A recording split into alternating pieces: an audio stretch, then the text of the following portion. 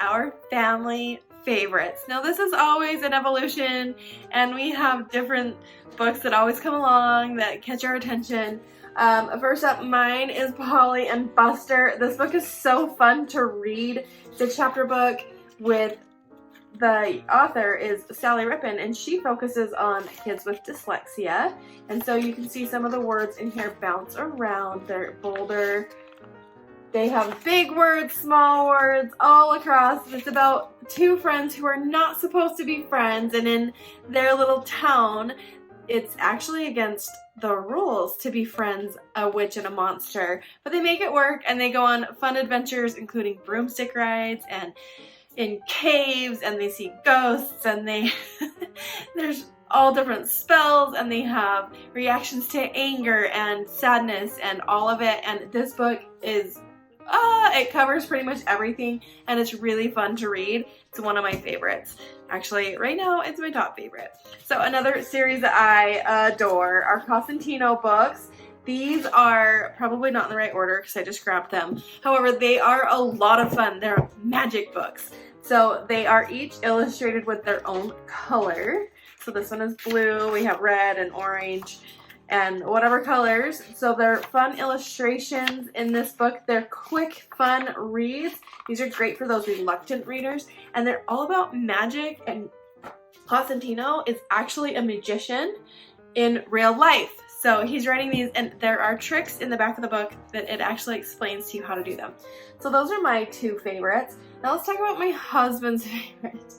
Of course he's gonna like these Never Get Boards, because these are great for parents and kids, but parents to send our kids on adventures and give them something different to do that are outside of maybe our wheelhouse, or you know, when you're trying to think of something to do with your kids to teach them in a way that they will learn. These books are great at teaching and guiding parents and children to get out and do things out of the ordinary. So this is outdoors. We also have the Never Get Bored book. This one has some outdoor stuff as well, but it also covers things like making a telephone, different ways to say hello, writing a magazine. There are so many ideas in these books. You truly never will get bored. Those are my husband's favorites. There's also cards in that series. I have them sitting right here, actually.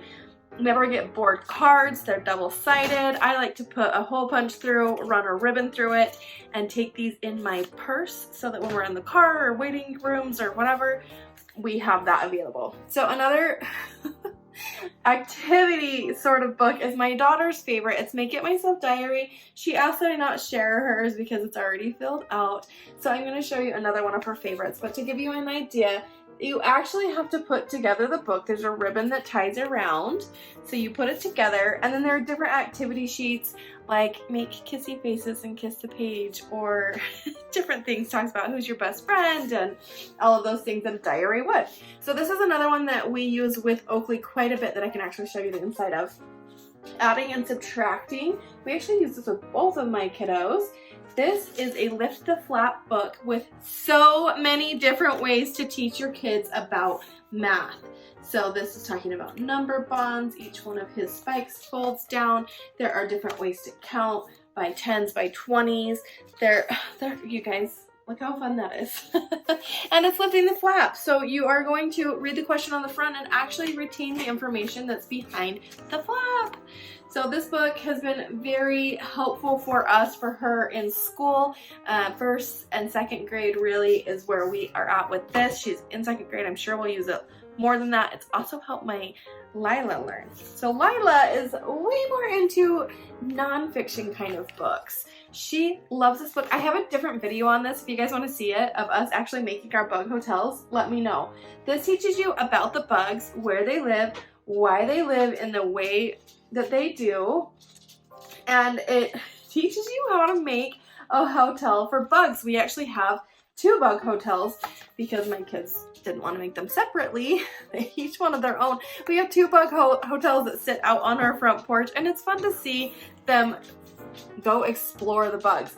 Another series that she really likes, this book was just on top of my stack, but these books are cheap little guys, hardback books, hardcover books, and they are fact books. So if you have one of those fact lovers like I do, these books are a great way to get them into reading about something they care about, and then you can move on from there. So we have bees and wasps and castles and lizards and bugs and dinosaurs and horses and ponies and baby animals and all of it. So we have seasons, and there's just so many in this collection that you can start with something, say they really love lizards. You can start with lizards and then say, oh, you liked that book, maybe you like this one, and move them forward with reading. It's also really helpful for me. I've learned a ton of little facts from these books. Okay, so there's my family favorites. Do you guys see any that you're like, I might like that?